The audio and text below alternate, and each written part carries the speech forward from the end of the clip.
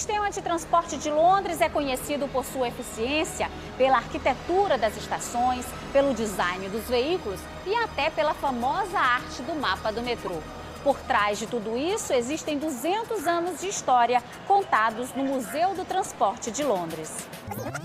No ano de 1800, a baixa taxa de fertilidade era compensada pelos altos índices de imigração, o que explicava o grande número de habitantes. Aos poucos, a cidade se tornou a maior do mundo, sem infraestrutura. O rio apresentou-se como uma maneira mais rápida e barata de trafegar.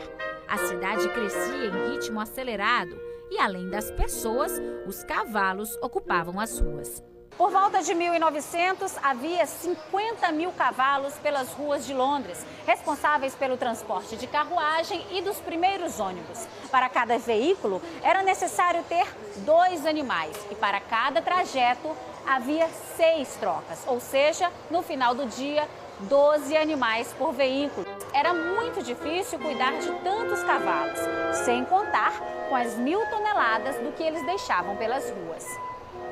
Ainda assim, os táxis puxados por cavalo tinham seu glamour e eram tendência entre os mais ricos de uma época em que veículos não eram tão confiáveis e tinham uma vida útil curta.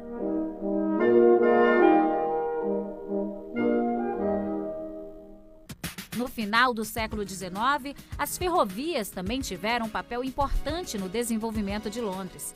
Com os trens, vieram o progresso e a gratidão de toda a população que teve sua vida transformada. O grande salto veio com a construção do primeiro metrô do mundo. Comparando as datas, podemos perceber que Paris se atrasou meio século. O metrô de Londres foi inaugurado em 1863, como mostra o cartaz de divulgação. O de Paris, em 1900, o de Nova York, 1904. Tóquio investiu na rede subterrânea em 1927 e Osaka em 1933. Durante a Segunda Guerra Mundial, algumas estações eram usadas pela população como abrigo antibombas. No ano da inauguração, era proibido fumar nos trens a vapor que passavam pelo underground. Mas com tanta pressão do parlamento e dos membros do High Society de Londres, mudaram as regras e foram adicionados novos vagões exclusivos para os fumantes. Mudança essa que talvez não fosse possível nos dias de hoje.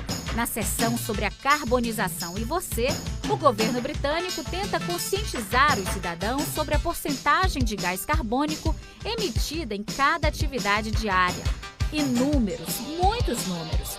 Nesta animação, você pode observar quantas pessoas tocam seus cartões para ter acesso às estações de metrô por segundo e às zonas de maior concentração de passageiros. A quantidade de pessoas que alugam bicicletas e, nas alturas, o rastro de 7.500 aviões por dia cruzando os céus britânicos. Ao lado, um encontro com o presente e um passado não tão remoto. O Cab e o Red Bus, cujas versões clássicas datam de 1950, ainda podem ser vistos pelas ruas na atualidade. Mesmo tendo cedido lugar a um novo ônibus vermelho, o Routemaster ainda circula pela cidade, em apenas 2 linhas. A ideia é preservar a história nas ruas e não apenas no museu. Mas um novo modelo, inspirado no Routemaster, já foi idealizado e será lançado em março de 2012, o ano das Olimpíadas. O Museu do Transporte de Londres é hoje referência, não apenas no que diz respeito às formas de se locomover, mas de pensar em veículos, trajetos e maneiras de ir, vir e viver com qualidade de vida. Em breve, será o centro de debate sobre novas formas de transporte e de proteção ao meio ambiente, em um tempo em que as mudanças climáticas apresentam-se como um grande desafio. E todos nós, seja enquanto empresas, indivíduos ou cidadãos do mundo, temos nosso papel a desempenhar rumo ao equilíbrio.